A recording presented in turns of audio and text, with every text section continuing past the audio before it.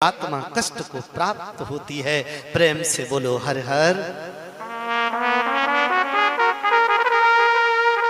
पावन श्रोताओं, आपसे मेरा निवेदन है, घर तोड़ने वाले तो बहुत हैं, पर कथा सुनकर घर जोड़ने वाले बन जाओ तो बात बन नहीं होता। मैंने कई लोगों को देखा है, जैसे कथा में आए और उन्हें केला या सेव प्रसाद में मिला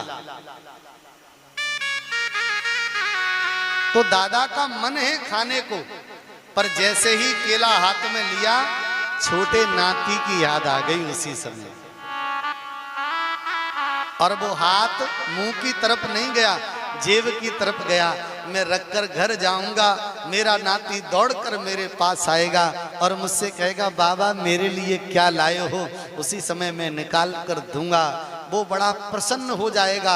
उसके चेहरे की प्रसन्नता देखकर मेरे मन में अपने आप प्रसन्नता जागृत हो जाएगी। जो केला खाने से मुझे प्रसन्नता मिलेगी वह अपने नाती के चेहरे पर मुस्कुराहट देखकर उससे 1000 गुनी प्रसन्नता मुझे प्राप्त हो जाएगी।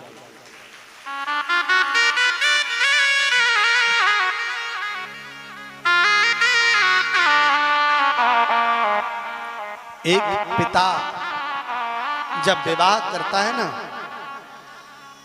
तो वह हर प्रयास करता है कि मैं अपनी पत्नी की इच्छाओं की पूर्ति करूं। धीरे धीरे उस पिता के यहां जब संतान पैदा होती है तो वह अपना जीवन बच्चों के लिए कुर्बान कर देता है।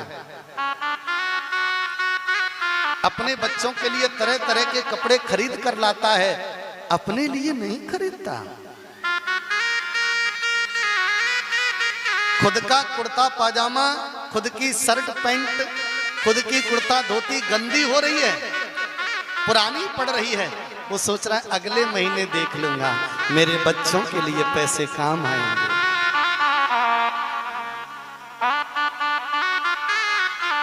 अच्छे से अच्छी पढ़ाई कराने का प्रयास करता है। बच्चे पढ़ते भी हैं, किसी पिता के बालक नहीं पढ़ते। पिता अपने पेट को काटकर बच्चों को पढ़ाता है। पिता अपने सिद्धांतों का बलिदान देकर बच्चों को पालता है। पिता अपने जीवन को अग्नि की तरह जलाकर अपने बच्चों को प्रकाशित करता है। जब बच्चे छोटे छोटे होते हैं, बच्चे झगड़ते हैं, मैं पिताजी के साथ सोऊंगा, वो कहता है मैं पिताजी के साथ सोऊंगा। जब पाल पोस कर बच्चों का बड़ा करके विवाह करता है ना, बच्चे अपने पैरों पर खड़े हो जाते हैं। पिताजी की आंख का चश्मा टूटता है ना, तो बच्चों के पास इतना वक्त नहीं होता कि पिता की आंख का चश्मा बनवा दें।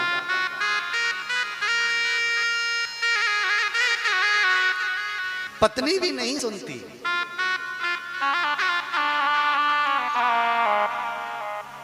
जिसने अपना पूरा जीवन अपने बच्चों के लिए बलिदान किया, बच्चे की प्रसन्नता जब उसका बालक उसे छोड़ने लगता है, जब पिता से बालक दूर होने लगता है, तो एक पिता आशा करता है कि मेरे बेटा के बेटा हो जाए, नाती।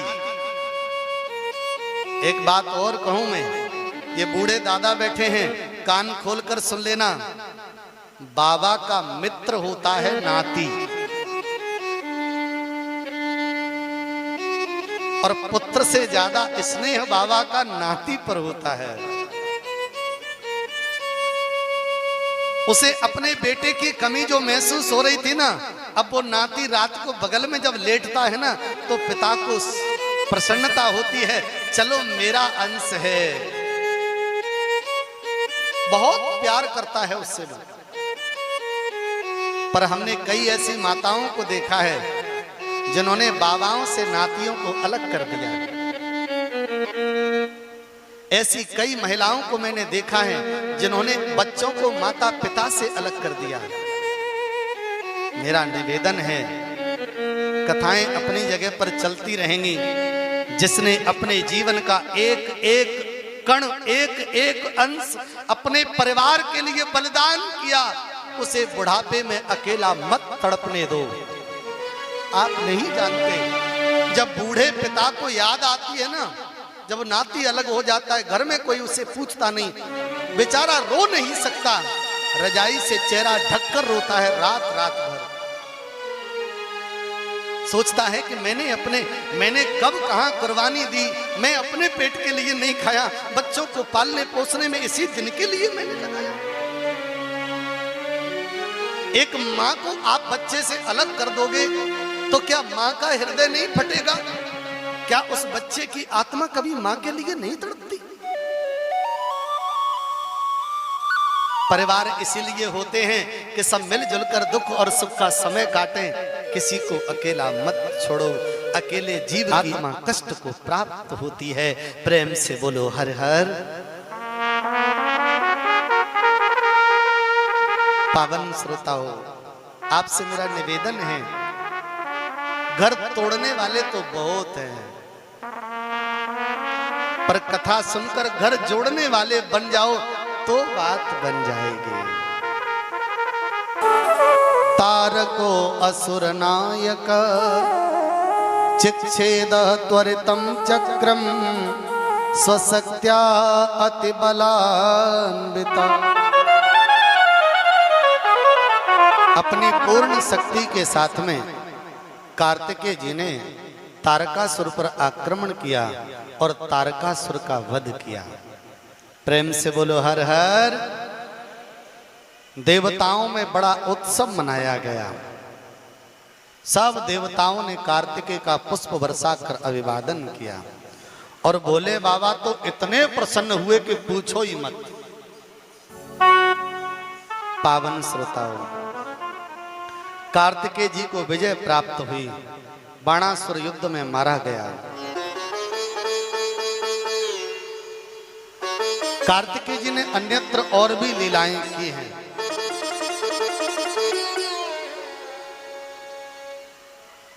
मैया पार्वती जी एक दिन सुंदर हाथ में फूलों की थाली लेकर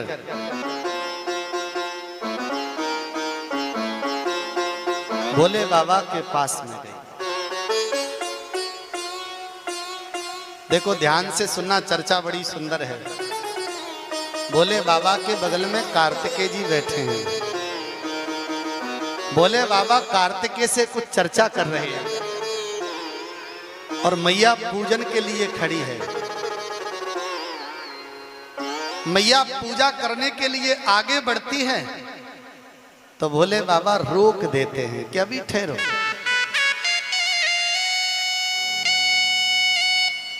बात बात में कभी कार्तिकेय हंस जाते हैं, पता नहीं किस चीज पर चर्चा चल रही है, और कभी भोले बाबा ठहाका लगाकर जोर जोर से हंसने लगते हैं। मैया को थोड़ा सा बुरा लगा।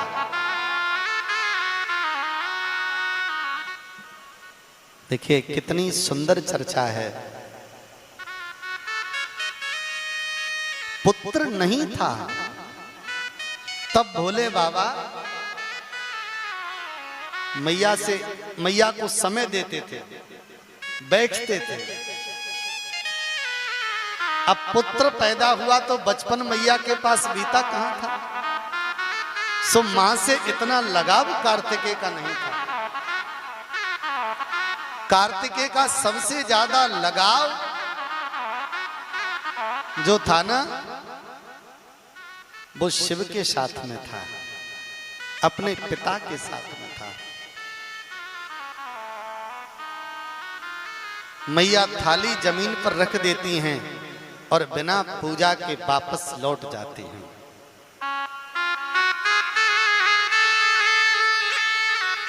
प्रेम से बोलो हर हर।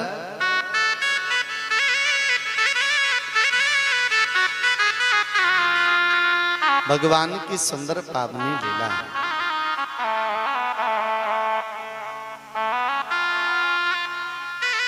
मैया की सुंदर दो सखी हैं, एक का नाम जया है और एक का विजया है। एकस्मिन्नेव काले च जया च विजया सखी पार्वत्या च मिलित्वा वै विचारे तत्परा भवत। जया और विजया सखी हैं दोनों।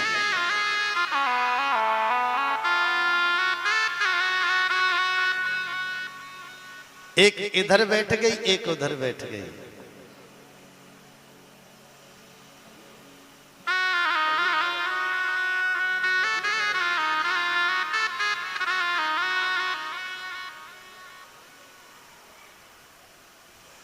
एक बगल में बैठ गई, एक पीछे, और एक और बगल में बैठ गई। विचारे तत्परा भवतः। माता पार्वती जी से दोनों सखियां कहने लगी, रुद्रस्य च गणा सर्वे शिवस्याज्ञा परायण ते सर्वेप्यस्मदीयाश्च नंदि भृंगे पुरसर। देवी सखी देखो अपना समय कितना बदल गया।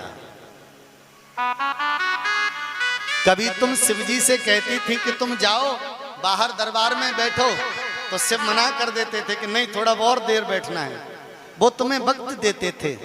अब शिवजी भी तुम्हें वक्त नहीं देते। उनको उनका पुत्र मिल गया। उनका पुत्र अपने पिता से इतना प्रेम करता है कि न तो पुत्र को अपनी मां की याद है और न पति को अपनी पत्नी की याद है।